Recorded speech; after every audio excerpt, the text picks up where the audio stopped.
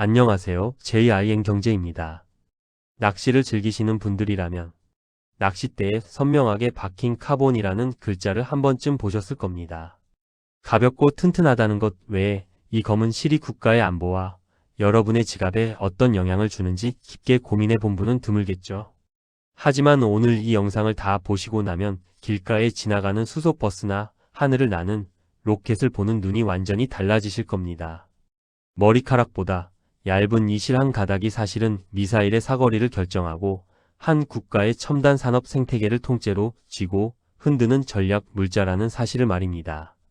오늘 우리는 지난 50년간 일본이 쳐놓은 견고한 기술의 성벽을 허물고 대한민국을 세계 세 번째 소재 강국으로 끌어올린 엔지니어들의 처절하고도 짜릿한 기록을 들여다보겠습니다.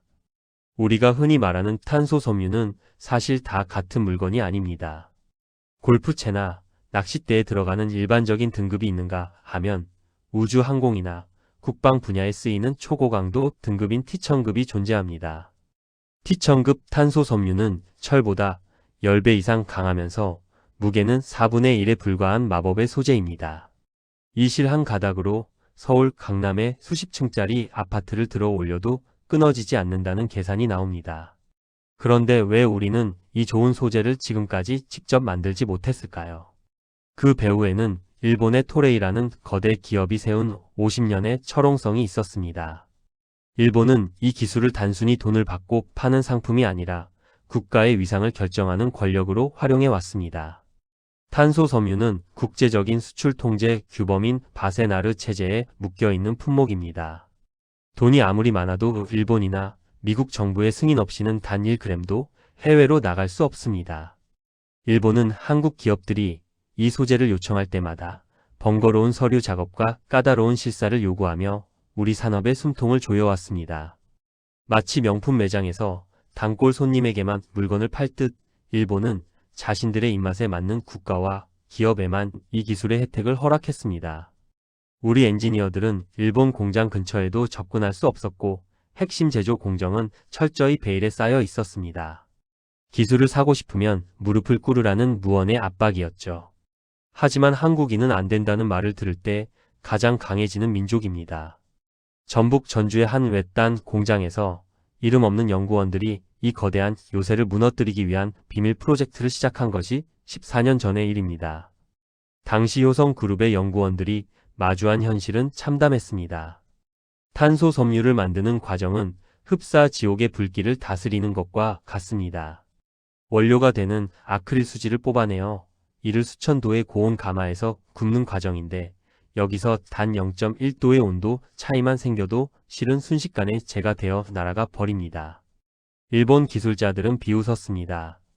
라면이나 잘 끓이지 이런 미세한 온도 제어를 한국이 어떻게 하겠느냐고요. 실제로 초기 요성의 불량률은 30%를 넘나들었습니다. 실을 10가닥 뽑으면 3가닥은 쓰레기통으로 향했죠. 수천억 원의 연구비가 매일같이 연기처럼 사라지는 광경을 보며 경영진의 압박은 극에 달했습니다. 하지만 연구원들은 포기하지 않았습니다. 가마 옆에서 쪽잠을 자며 일본 토레이의 공정 데이터를 하나하나 역추적하기 시작했습니다. 그들이 분석한 데이터의 양만 해도 수조 바이트에 달했습니다. 이건 단순한 연구가 아니라 보이지 않는 적과의 치열한 정보전이자 소모전이었습니다. 실의 분자 구조를 제어하고 중압 공정의 최적점을 찾기 위해 수만 번의 실험이 반복되었습니다. 그러던 2019년 7월 일본 정부가 결정적인 자충수를 두었습니다. 반도체 핵심 소재 3종에 대한 수출 규제를 단행한 것입니다. 대한민국 전체가 충격에 빠졌습니다. 이제 정말 일본이 우리 산업의 숨통을 끊으려 하는구나라는 공포가 지배했죠. 하지만 이 위기는 오히려 잠자던 사자의 코털을 건드린 격이 되었습니다. 정부와 기업이 하나로 뭉쳐 소재 독립을 외치기 시작한 겁니다. 당시 청와대 회의실 분위기는 흡사 전시 상황을 방불케 했습니다. 돈이 얼마가 들어도 좋다, 일본에 구걸하지 않아도 되는 세상을 만들어라라는 엄명이 떨어졌습니다. 효성의 연구실에는 국방과학연구소의 박사들이 합류했고 정부의 전폭적인 지원이 쏟아졌습니다. 이때부터 연구 속도는 이전보다 5배 이상 빨라졌습니다. 탄소 섬유 제조가 얼마나 어려운지 비유를 하나 들어볼까요?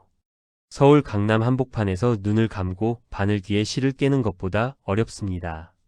실을 뽑아내는 노즐의 크기는 머리카락보다 작아야 하고 그 실이 지나가는 길의 압력은 에베레스트 정상의 기압보다 정밀하게 제어되어야 합니다.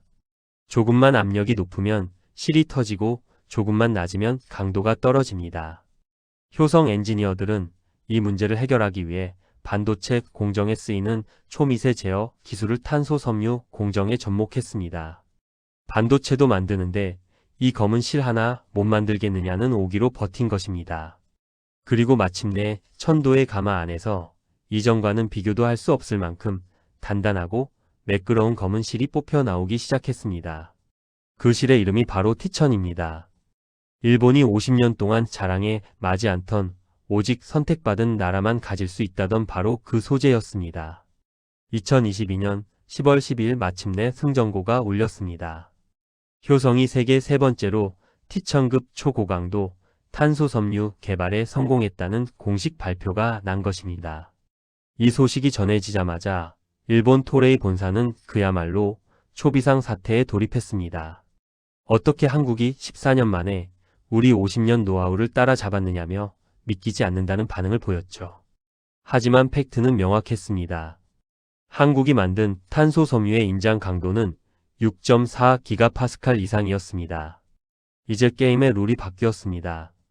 과거엔 일본이 주는 대로 받아 먹어야 했던 우리가 이제는 일본과 당당히 협상 테이블에서 마주 앉게 된 것입니다. 가격 안 깎아주면 우리 효성껏 쓸게요 라는 이 한마디가 가지는 힘은 상상을 초월합니다. 실제로 이 발표 이후 일본 기업들이 한국 기업들에 제시하는 공급가가 슬그머니 낮아지기 시작했다는 건 공공연한 비밀입니다. 기술 독립이 가져온 가장 짜릿한 경제적 성과인 셈입니다. 그러나 기술 개발 성공이 끝이 아니었습니다. 진짜 본 게임은 인증이라는 더 거대한 장벽에 숨어 있었습니다. 보잉이나 에어버스 같은 글로벌 항공기 제조사들은 아무리 성능이 좋아도 검증되지 않은 소재는 절대 쓰지 않습니다. 항공기는 한 번의 결함이 곧 수백 명의 목숨과 직결되기 때문이죠. 일본 토레이는 바로 이 점을 파고들었습니다.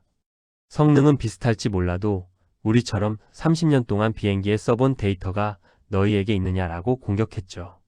이건 마치 갓 졸업한 신입사원이 30년 경력의 베테랑과 경쟁하는 것과 같았습니다. 효성은 여기서 다시 한번 승부수를 던집니다. 항공기 대신 우리가 직접 만드는 로켓과 미사일에 먼저 이 실을 적용하기로 한 것입니다. 이름하여 내수 돌파 전략이었습니다. 우리 국방부와 항공우주연구원이 효성의 든든한 우군이 되어 주었습니다. 우리 기술로 만든 로켓에 우리 실을 감겠다는데 누가 뭐라 하겠느냐는 배짱이었죠. 이 배짱은 적중했습니다. 지난 2025년 11월 전남 고흥 나로우주센터를 뒤흔든 누리호 4차 발사 현장을 기억하시나요? 굉음과 함께 우주로 솟구친 누리호의 최상 단부 위성을 보호하는 페어링에는 효성의 탄소 섬유 복합재가 떡하니 버티고 있었습니다. 만약 이 페어링을 알루미늄으로 만들었다면 무게가 3톤이 넘었겠지만 국산 탄소 섬유를 사용하면서 무게를 절반으로 줄였습니다. 이 탄소 섬유 전쟁의 불길은 이제 우주를 넘어 여러분의 도로 위로 번지고 있습니다. 요즘 길거리에서 자주 보이는 수소버스나 수소 트럭의 핵심은 엄청난 압력의 수소를 안전하게 저장하는 탱크입니다. 이 탱크는 대기압의 700배가 넘는 압력을 견뎌야 하는데 이를 가능하게 하는 유일한 소재가 바로 탄소 섬유입니다. 예전에는 이 탱크용 탄소 섬유를 일본에서 전량 수입해 왔습니다. 현대차가 넥소 한 대 팔 때마다 일본 기업 배를 불려준 셈이죠. 하지만 이제는 효성이 이 물량을 대체하기 시작했습니다. 원가가 낮아지니 수소차 가격도 내려가고 충전소 보급도 빨라집니다. 여러분의 다음 차가 수소차가 될 수 있는 이유가 바로 이 검은 실한 가닥에 달려 있습니다. 그럼 여기서 질문 하나 드릴게요. 이제 한국이 다 이긴 건가요? 라고 묻고 싶으시죠? 솔직히 말씀드리면 아직 넘어야 할 산이 많습니다. 일본의 토레이는 연간 생산량이 4만 톤이 넘는 괴물 같은 기업입니다. 반면 효성은 이제 막 9천 톤을 넘어 2028년까지 2만 4천 톤을 목표로 하고 있죠. 게다가 우리를 턱 밑까지 추격해 오는 또 다른 무서운 적이 있습니다. 바로 중국입니다. 중국은 지금 국가 차원에서 수조 원을 쏟아부어 탄소 섬유 공장을 찍어내고 있습니다. 생산량으로만 따지면 이미 한국의 15배가 넘습니다. 중국의 전략은 명확합니다. 품질은 좀 떨어져도 압도적으로 싸게 팔아서 한국과 일본의 시장을 뺏겠다는 것이죠. 하지만 대한민국의 전략은 중국과는 차원이 다릅니다. 우리는 초격차 프리미엄으로 승부합니다. 중국이 싸구려 낚싯대용 실을 만들 때 우리는 우주선과 스텔스 전투기에 들어가는 초고성능 실에 집중하는 것입니다. 이건 마치 일반 아파트 짓는 기술과 롯데월드타워 짓는 기술의 차이와 같습니다. 효성은 현재 삼성전자 출신의 공정 엔지니어들을 대거 영입하여 제조 공정에 인공지능과 로봇 시스템을 도입했습니다. 사람이 일일이 온도를 체크하는 게 아니라 인공지능이 초당 수천 번의 데이터를 분석해 최적의 강도를 찾아내는 것이죠. 이런 미세 공정 제어는 중국이 돈으로만은 살 수 없는 우리만의 독보적인 노하우입니다. 이 전쟁의 결과는 우리 모두의 삶에 직접적인 영향을 미칩니다. 탄소 섬유 국산화로 인해 창출되는 경제적 가치만 해도 수십조 원에 달합니다. 효성이 전주 공장에 1조 원을 투자하면서 생긴 일자리만 수천 개입니다. 관련 부품사, 물류사, 소재 가공 업체까지 합치면 전북 지역 경제의 판도가 바뀌고 있습니다. 수도권으로만 인재들이 몰린다는 말도 이곳에선 예외입니다. 전 세계에서 가장 강한 실을 만들겠다는 꿈을 가진 젊은 인재들이 전주로 몰려들고 있죠. 또한 탄소 섬유를 활용한 경량화 기술은 전기차의 주행거리를 획기적으로 늘려줄 것입니다. 차체가 가벼워지면 배터리를 적게 써도 멀리 가고 타이어 마모도 줄어듭니다. 결국 여러분의 자동차 유지비가 줄어드는 마법, 그 시작이 바로 이 검은 실입니다. 여러분, 오늘 우리가 살펴본 탄소 섬유의 역전극은 단순한 기술 성공담이 아닙니다. 이건 강대국들의 틈바구니에서 살아남기 위해 우리가 어떤 태도를 가져야 하는지를 보여주는 상징적인 사건입니다. 일본의 수출 규제라는 위기를 기회로 바꾼 결단력, 천도의 불길을 14년간 견뎌낸 인내심, 그리고 세계 최고의 기술을 향한 집요함, 이 세 가지가 합쳐졌을 때 우리는 비로소 소재 강국이라는 타이틀을 거머쥘 수 있었습니다. 이제 일본은 더 이상 우리를 비웃지 못합니다. 오히려 우리가 만든 탄소 섬유가 전 세계 하늘을 날고 우주를 유영하는 모습을 보며 긴장해야 할 처지가 되었습니다. 40년 전 일본이 쳤던 그 기술의 감옥은 이제 완전히 무너졌습니다. 그렇다면 앞으로의 10년은 어떨까요? 탄소 섬유는 이제 시작일 뿐입니다. 우리는 현재 90% 이상 해외에 의존하던 반도체, 가스, 배터리, 핵심 광물, 디스플레이 소재들을 하나씩 국산화해 나가고 있습니다. 정부의 목표는 2030년까지 핵심 소재의 자급률 80%를 달성하는 것입니다. 이 과정에서 제2의 효성, 제2의 누리호 기적이 계속해서 일어날 것입니다. 한국은 자원이 없어서 힘들다는 말은 이제 반만 맞습니다.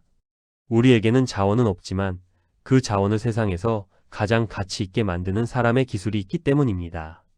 천도의 가마 속에서 단련된 검은 실처럼 우리 대한민국 산업도 수많은 시련을 거치며 더욱 단단해질 것입니다. 오늘 이야기를 정리해 보겠습니다. 첫째, 일본의 50년 독점 소재였던 초강도 탄소 섬유 티천을 한국이 14년 만에 국산화했습니다. 둘째, 이 성공은 단순히 기술 개발을 넘어 일본에 대한 강력한 협상 카드를 우리 손에 쥐어주었습니다. 셋째, 국산 탄소 섬유는 누리호 4차 발사 성공의 주역이었으며 앞으로 수소차와 항공산업의 핵심 엔진이 될 것입니다. 마지막으로 중국의 추격이 거세지만 우리는 초격차 미세 공정 기술로 하이엔드 시장을 선점해 나갈 것입니다. 이 모든 과정은 대한민국이 단순한 가공 무역 국가를 넘어 전 세계 공급망을 주도하는 룰메이커로 거듭나고 있음을 의미합니다. 자, 여러분은 어떻게 생각하시나요? 이 작고 가느다란 검은 실한 가닥이 가져온 거대한 변화, 그리고 일본과 중국 사이에서 우리가 써내려간 이 짜릿한 역전극 정말 대단하지 않습니까? 우리가 무심코 지나치는 수많은 물건 속에 누군가의 땀방울과 눈물이 섞인 위대한 도전이 숨어 있다는 사실을 기억해 주셨으면 좋겠습니다. 앞으로도 돈의 흐름을 바꾸고 역사를 새로 쓰는 대한민국 기업들과 엔지니어들의 숨겨진 전쟁사를 발굴해서 전해드리겠습니다. 여러분의 작은 관심과 응원이 이들이 천도의 불길을 견디는 힘이 됩니다. 오늘 영상이 여러분의 지식 지수를 높이고 가슴을 뜨겁게 했다면 구독과 좋아요, 그리고 알림 설정까지 꼭 부탁드립니다. 지금까지 진경재였습니다. 감사합니다.